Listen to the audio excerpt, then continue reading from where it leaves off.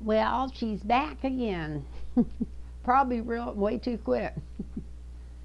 uh,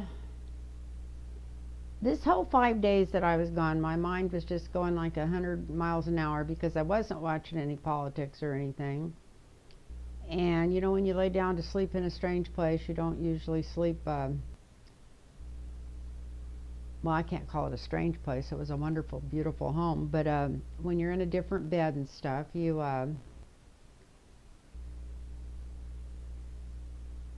know, it's hard to go to sleep sometimes, especially the first or second night. And I laid there, and just my mind was just going 100 miles an hour. And I was thinking, of course, about politics because I always think about politics. And I was thinking about people treating this like a game, like a Super Bowl game or a big football game, and we got the blue side and the red side, and that's what politics has become. It's become a like a sport to people or something. The ones that are still following it all, and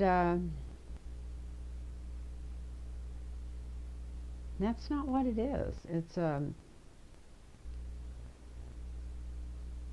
so many people are just so disgusted because it's all so crooked and so vile that they've given up on politics.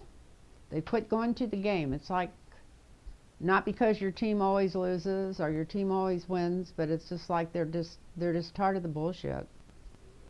So they quit going to the games. They quit following what's going on. They don't want to really take the time, and I know a lot of them don't have time. It's easy for me to say because I don't work, you know, a regular job anymore. Although I still work two jobs, I do still do massage therapy and still do this, but if they won't be interested or whatever, and so they're just not interested in our democracy at all. But democracy doesn't work without without people participate. You know what I'm saying? You have to work at it, and you have to do it. You have to. Oh Lord, that's what happens when you're as old as the people in office right now. You have to participate. Participate. That's what I'm looking for. You have to participate, or it won't work. And that's not just me or you. That's everybody. Voting is just a tool. It's like there's millions and millions of tools out there, and all of them could go in and fix this machine, but people can't vote the right way and go in and fix what's wrong with anything. It would be like a mechanic going in to work on a car and not having all the right tools, but not having a clue what was in the engine of that car or what was wrong with it.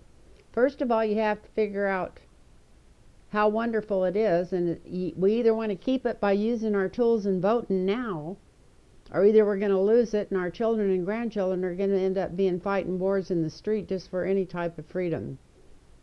It's just going to be total oligarchs even here. So do we want them to fight, or do we want to take our democracy back over while we hopefully still can? And when I say hopefully still can, I don't think this next election is going to be fair, but if enough people vote, it won't make any difference. It'll be overwhelming. There won't be any ways to tilt it that much. But it doesn't do any good to use your tools and go try to fix a machine if you don't know what's wrong with it. And what's wrong with our democracy at the current time is the big money in it. What's wrong with our democracy now is the dark interest money in politics. It's big corporate dark interest money that's paying and ruling over everything. And everybody says, well, you know, how, especially with the Supreme Court, what the rule they passed where corporations were people. Well, they just feel like, well, we might as well just give up. Well, we can't give up, not now, not unless we want our kids and grandchildren going to war over this, fighting in the streets. We have to do something to try to save this democracy, and the way to do that is to take our tools and vote. But to vote and get the big money out of there, you have to pay attention who you're voting for. So, especially with the internet, there's ways to find out who's backing anybody and where their money's coming from. And just look at all the candidates and anybody that's got the big corporate donors, the big pharma donors, the big oil donors. Don't vote for them. Even if they make you feel warm and fuzzy inside and you think they're so cute and new and interesting and smart, but if they're getting all this big money behind them, then they're not going to be able to go in there and clean up our government. That's one reason not only the Republicans but the Democrats are terrified of those 4 congresswomen. They keep saying it's because they're not because their skin's not white. But what terrifies them the most, even the Democrats that are picking on them half the time, is that they got into office without owing anybody anything. And they walk in there and look the rest of them in the face and say, well, why is this going on? Or why is that going on? And it's like the old Casablanca movie. Well, gambling? There's no gambling going on in here. You know, what makes you think there's gambling going on? Anyway, it's totally ridiculous. Everybody knows it, so everybody just says, oh, bullshit, I'm not even going to show up. Well, that's another thing. To get people to show up, you got to get people in there that inspire people. And so you might want to think about that too. There's a lot of, like the top 4 runners, I think, or maybe almost all the runners on the Democratic side are way ahead of Trump in the polls. And there's 3 of them that are the same amount ahead. It's not just Biden. There's also Elizabeth Warren, who's I think 3rd. Some polls, I think she got 2nd in one poll. Bernie Sanders usually always comes in either right, almost neck and neck with Biden, or just 1 or 2 points under him. And he does know how to enthuse people, and so does Elizabeth Warren. And I'm not telling you to go out and vote for them. I'm just telling you, do your homework. Even if you don't particularly like some of these people that are getting individual donors to get them elected and to get them in there. If you go ahead and start cleaning out the Senate and cleaning out the House and getting the people in there, what they call Justice Democrats, and of course, and the media loves to call them socialists or any bad name they can put on it, because this scares the media too, because what butters their bread and butter is the advertisement.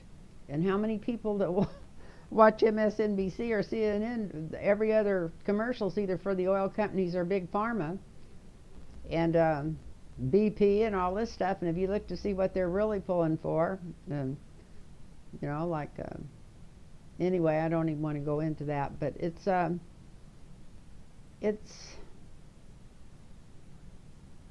even if these people don't make you maybe feel warm and fuzzy,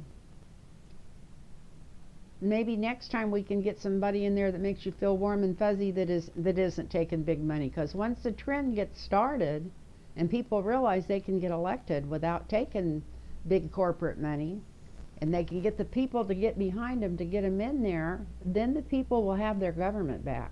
Things will really change. And I know I'm just a crazy old lady, but that's just my opinion, and everybody's got one. And I don't want you, I'm not necessarily even pushing the people I mentioned. If other people end up coming into this, or anybody, but I mean even on your local, all politics are local, but look and see who's running without corporate money behind them. And I think there's a place on the internet, I've been going to look it up because I keep hearing it sometimes when I'm watching TYT. It's called Wolfpack, and if you go there, it'll show who's taking money from who, and how many people that they're trying to replace. They're trying to replace a lot of people, even some of the Democrats that are in office, with other Democrats that aren't taking corporate money. Oh gee, wouldn't that be keen? You know, it's not I don't know. I'm probably just talking in circles, but I was going to talk a bunch because I can cut some of this out. So that's what we need to do. That's another thing I said. People don't take at least 30 minutes a week, or should be more than that as we get closer to the election, to study what's going on so you really know what you're voting for and who you're voting for. Then you might as well just be pissing in the wind. Because if we don't get this big money out of our politics, then we're all screwed. And like I'm saying, I'm old enough. I even had somebody, one of my people comment and ask me why I was worried about what was going to happen, that I was old enough where I should just let it go. Well, I have 13 children, grandchildren and great-grandchildren. I'd love to have them be able to grow up in a democracy. So that's why I'm trying. And also, maybe something I say help light a fire or give an ideal or something to the people younger than me that are still there to do something about this. Because I know a lot of people just sometimes just need a little wake-up call. And I was told by my guides that I would think of something to read on by the time that I was through doing my rant here, which I'm going to cut, I'm sure, 2/3 of it out. I'm going to just do a real quick one to just see, well, what's going on with Trump this month? God, I hate to read on him. I hate to come up on him. But we know he's losing it totally, but is he sick? What's going on with Trump? What's going on with Trump? What's going on with Trump this month?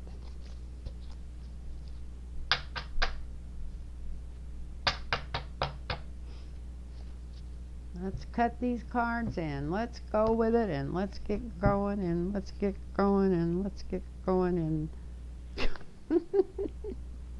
he always comes out as a fool the last 6 weeks. It's kind of, you can't read a card, you can't do any card readings on Trump that he's not the fool in them. So this thank you, Spirit. We're going good on these cards. I must have stopped them in the right place. So that's what's going on right now. That's him. And the obstacle to what he's doing. God, we got the 8 of Swords here. That's not a good card. He really hates being president. He just absolutely hates it. He feels tied down. He feels watched. He feels like he really can't do what he wants to do. And yet at the same time, he loves the power. He loves the ideal that every time he tweets, people have to listen, or he feels like they have to. I've never followed his tweets personally. But anyway, he absolutely hates this, to the point where it could be hurting his health. Next card.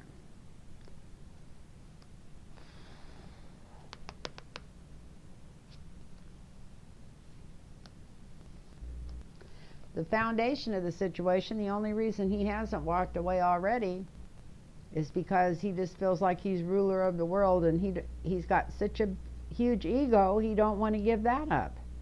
He hates being president. He already knows it's damaged his properties worse than they were before.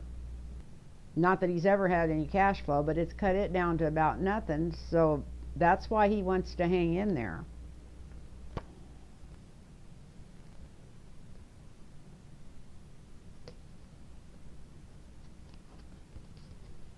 And in the recent past, and even now, he feels like he's walking on eggs, just trying to stay out of trouble. But at the same time, he's still throwing all kinds of shit up against the wall every day to take people's mind off what's really going on. And in the present now, here's this offer card again. He's being offered something he don't want. Probably from people telling him that he's going to have to go or they're going to take him out of there. I got a feeling that there may be even some Republicans telling him that it's time for him to go. Well, right now he's not taking any of the offers to go or get out of there. Because one of the offers may end up being that if he walks out of there and Pence goes into the presidency, that he would pardon him for everything he's done.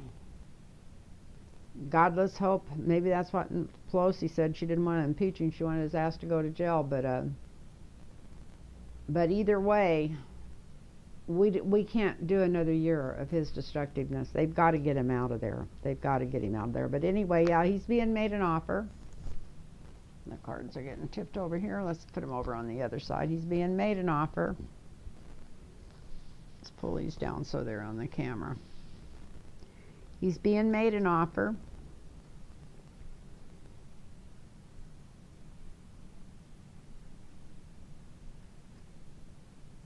And it looks like the House or Nancy is going to make him an offer also.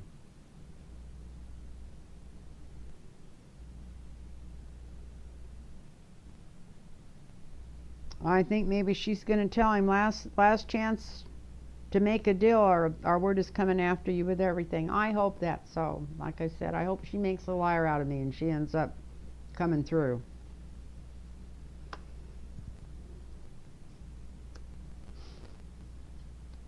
And he still thinks he's the magic man.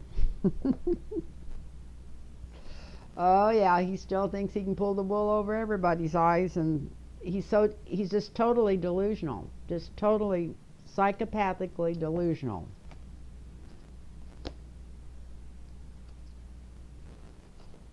And the people around him are so busy doing a balancing act, trying to play to his tune, trying to, I don't know, convince themselves. They know he's crazy, but convince themselves that it just doesn't really make any difference, that they're gonna, as long as they do this balancing act and don't tell anybody what's really going on or how really crazy this man is, that they're going to stay on their tightrope. Who knows what's going on? But these are the people around him. The balancing act.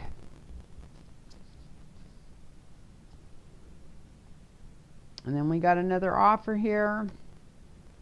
That's his hopes and fears, and it's upside down, and it's the Page of Cups. It's an offer, but he's going to refuse it.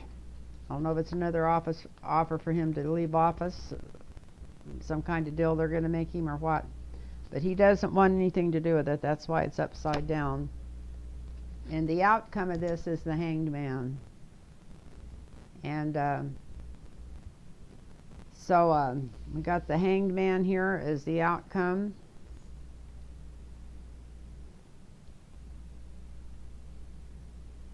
He's not going to be there much longer. I mean, it might be, he's not going to be there till the next election.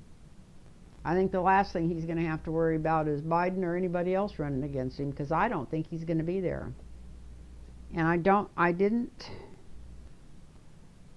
see any like really bad health cards here, just more nervous health, bad health, like craziness. I guess that's bad health. But there wasn't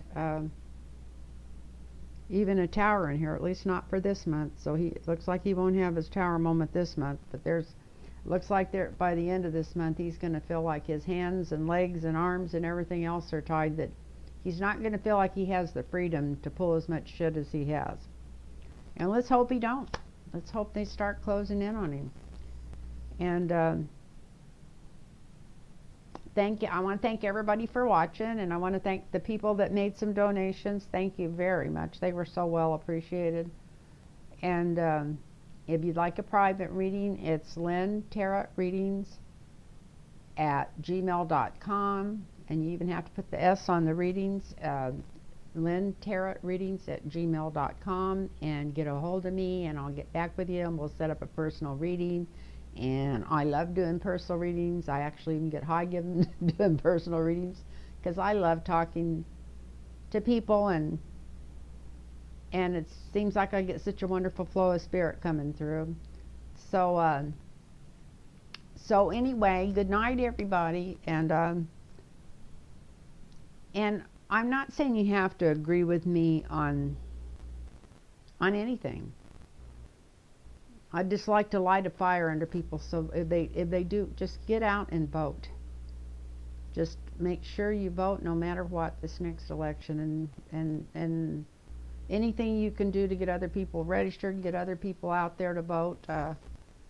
I know this isn't a lecture. It just makes me, I just wish I was younger and healthier so I could go do things more physically. I can give a 2-hour massage without even getting tired, but I can't anyway walk all day or anything. Anyway, thank you. Bye bye.